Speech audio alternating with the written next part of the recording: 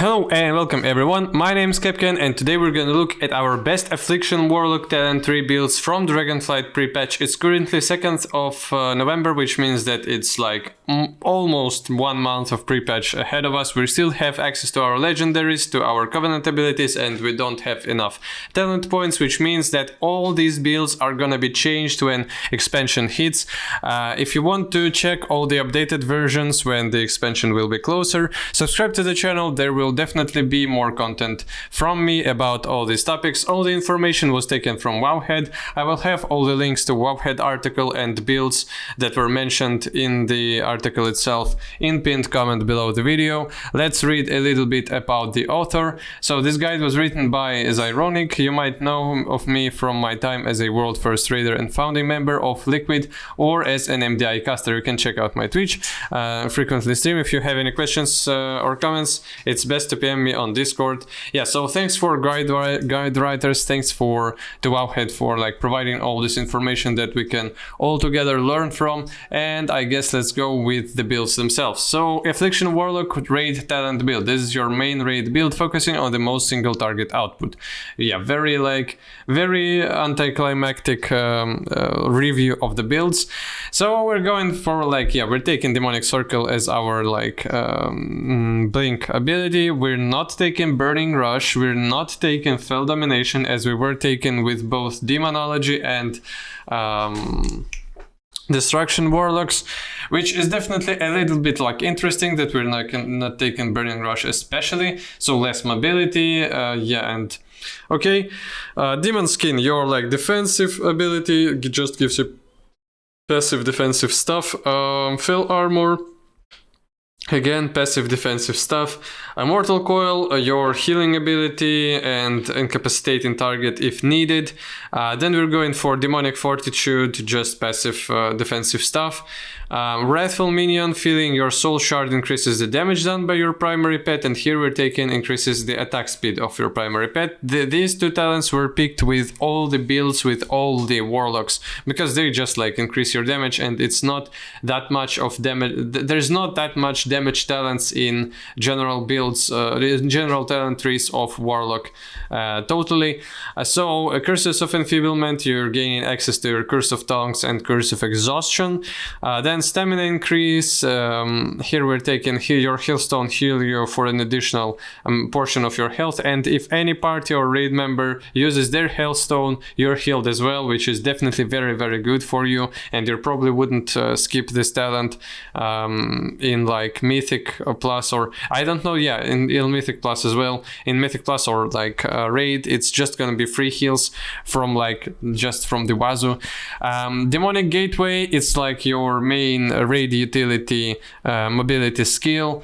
Reduce cooldown of unending resolve by 45 seconds, which means more uptime on your defensive cooldown. Dark Pact, you can shield yourself, and it costs portion of your current health. Your defensive ability as well. Dark Pact sacrifices only 5% of your current health for the same shield value instead of 20%, which makes Dark Pact very powerful defensive anti-burst cooldown. Accrued vitality, drain health, drain life heals for the 30% of amount drained over 10 seconds, so even more heals. When you use Healthstone, gain Leech, more self-sustain. 10% of damage you take is taken by your demon pet instead, more survivability and less damage taken. Soul Conduit, every soul shard you spend has a 10% chance to be refunded. Profane Bargain, when your health drops below 35%, percentage of damage shared via your soul link is increased by an additional 5%, which means that it's gonna be instead of 10, 15%. And damage done by you or your demon has a chance to grant the other one 10% increased damage for 15 seconds. So yeah, here it's very similar between all the warlock specs, between all the warlock builds in all those specs, this general part of talent tree, because it's very self-sustain and self-defensive oriented. There's just not that much of difference in there. And then with our specialization talent tree, we're taking Malefic Rupture, which is one of our significant top abilities. Unstable Affliction, one of our general abilities as well.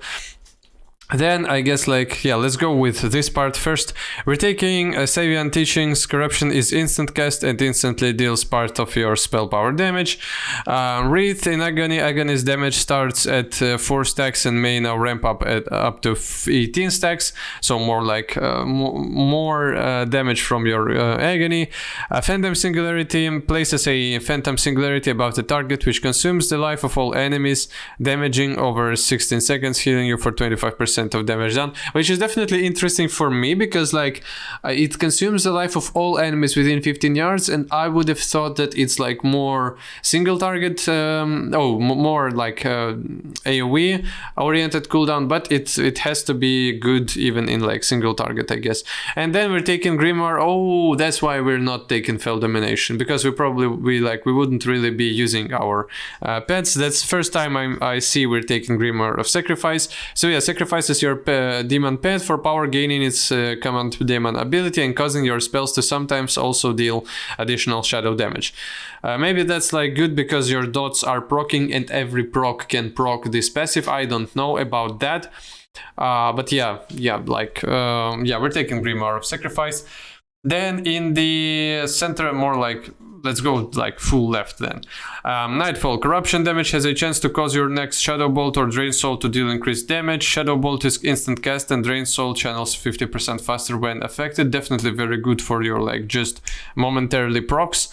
Shadow Embrace, Shadow Bolt and Drain Soul apply Shadow Embrace, increasing your damage dealt to the target by 1.5% for 16 seconds, stacks up to 3 times. Definitely very single target oriented.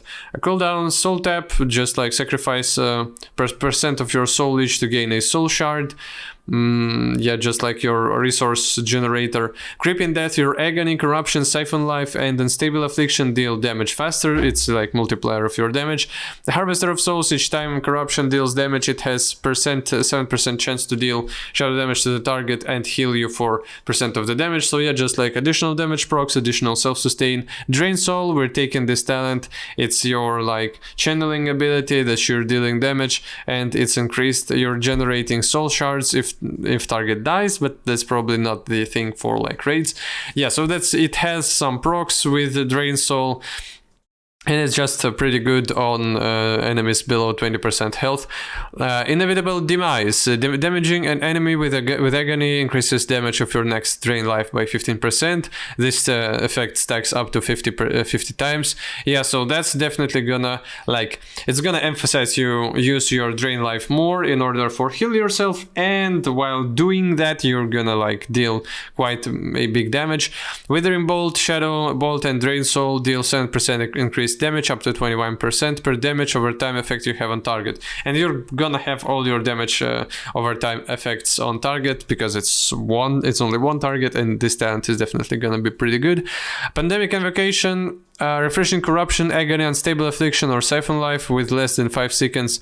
The remaining will deal shadow damage and has a chance to grant you a soul shard. So that's like, this talent emphasizes you to refresh your dots when they're like soon to be gone even more, and not to refresh them like too early. Then we're taking Haunt. A ghostly soul haunts the target, dealing shadow damage, increasing your damage dealt to the target. Oh, I'm very sorry, I've jumped there. Yeah, so that's like just again increased damage taken by target. 15 seconds cooldown, very very good.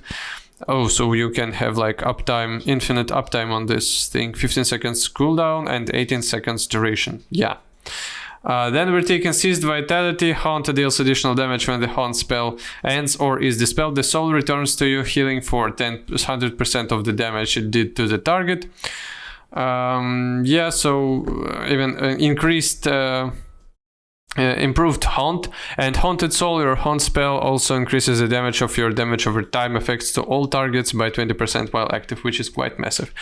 Affliction Warlock Mythic Plus talent build. For Mythic Plus, we have the option of sticking to a more single target focused build for tyrannical weeks, or opting onto more AoE damage for fortified weeks. Unfortunately, Affliction tends to heavily lean either way, and there isn't really a middle ground build. For single target, you just run the raid build listed above, but for a more AoE centric, check out talent tree below. So this build is definitely gonna be, if you want more single target damage in your M+ as well, you're running this build.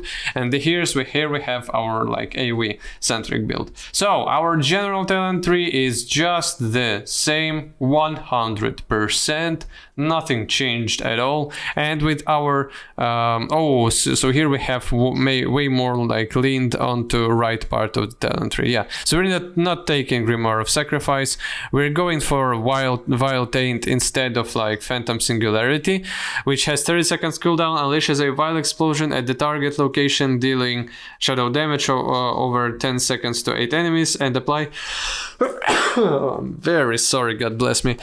Yeah, so that's like that's your AoE massive cooldown that bangs enemies and then applies Agony and Curse of Exhaustion to them, which saves you quite much time on opening windowses, which is definitely gonna be very good. We're taking Sow the Seeds, Seed of Corruption now embeds Demon Seeds into 2 additional nearby enemies, again more like AoE spread, and Agonizing Corruption, Seed of Corruption's Explosion increases the stack count of Agony by 2 on all targets hit. So yeah, we're going more. Oh, and we're taking Sow of Corruption, we weren't taking it. Seed of Corruption, we weren't taking it before, so that's like your one of your main AoE abilities. We're not taking Nightfall, we're not taking Shadow Embrace, we're going for Absolute Corruption, so Corruption is now permanent and deals increased damage instead of Siphon Life. Oh yeah, and I haven't managed to look at it. Yeah, that's the one talent that I've skipped. Siphons the target's life essence, dealing shadow damage over 15 seconds and healing you 4% of life. So yeah, that's what was the case. Now we're taking Corruption that is infinite. We're going for Soul Flame. When you kill a target, its soul bursts into flames, dealing shadow flame damage to all nearby enemies, which is definitely pretty cool like skill. We're not taking Soul Tap. We're still going for Creeping Death. We're still going for Haunt and for like all the Haunt buffs. We're not like we're not taking Inevitable Demise. So yeah, that's for your drain life buffs, and we're taking instead 2 stacks in Withering Bolt instead of only 1. So yeah, that's like your build for AoE for Mythic Plus talent build. Thanks for watching, hope you're having a blast playing a pre-patch, and the Dragonflight is gonna be pretty good for you. Yeah, if you want more content like this, subscribe to the channel. Have a good day and goodbye.